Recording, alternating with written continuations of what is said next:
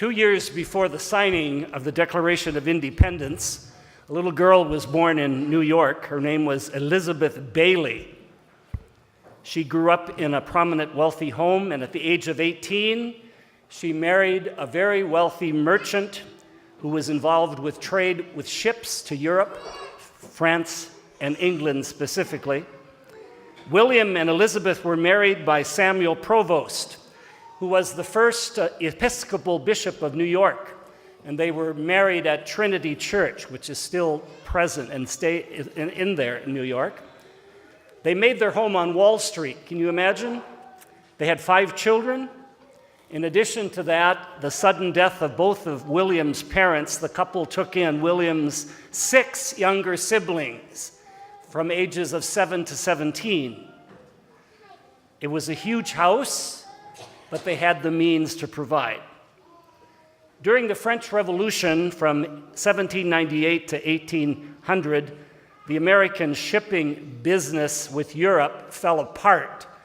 Part of it had to do with a blockage of trade with France and England. In addition to that, William lost several ships coming across the seas. It was so bad that he went bankrupt and lost everything. Their large home, they moved in with her parents, and it was at that time that William developed tuberculosis. And doctors said he would not live long unless he lived in a climate that was warmer. So they moved to Italy. But his illness was terminal. William died December the 27th, 1803, and Elizabeth was a widow at 29 years old with 5 children. With the help of a very generous Catholic Italian family, Elizabeth and her children were able to move back to New York. So moved by the faith and devotion, and without support or backing of her immediate family, she became a Catholic. Her entire family on her side and her husband's side rejected her. There was such an anti-feeling toward Catholics. She was forced to go teach to support her 5 children. Well, long story short, when her children became of age, Elizabeth decided to lead a life of religious life. She pioneered Catholic schools in the United States.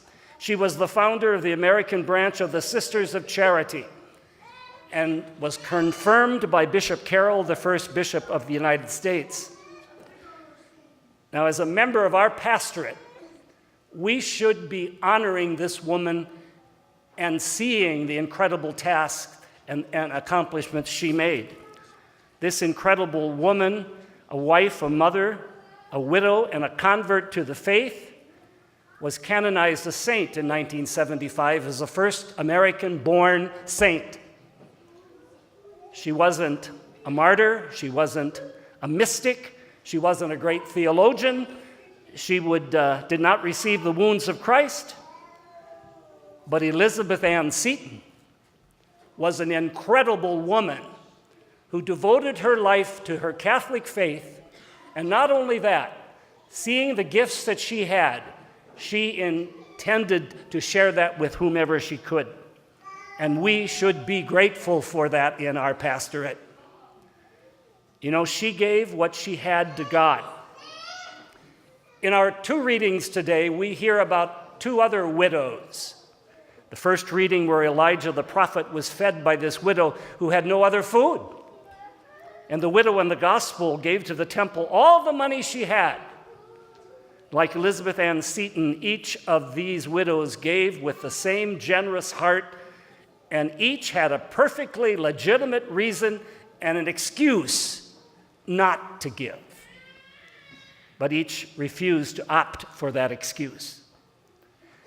What counts in God's eyes is not the size of the gift, it's the size of the giver's heart and why we do what we do. You know, these women in the scriptures gave from not their surplus. They had no surplus. They gave what little they had. And as a result, God blessed each widow with the same generosity that she had shown God. Now, the stories of these three widows invites us to ask ourselves, how generous are we with the gifts that we have? Are we giving grumpily because if we don't, someone's going to be embarrassed or somebody will know? Do we give dutifully because it's an obligation and we're required to do that? Or do we give gratefully and thankfully because our love of our faith and our God tells us to give? I know for sure that Jesus is talking to me today, but I'm not the only one with ears. We all hear the scriptures. We all are called. And are we going to make the excuses that so many people make in our culture? I think one of the most powerful and sobering words of Jesus comes from Luke's gospel. When Jesus is gathered with the crowd and his disciples, and he says, "Give, and the gifts will be given to you. A good measure, packed together, shaken down, overflowing will be poured into your lap. For the measure with which you measure will return to be measured out to you." Amen.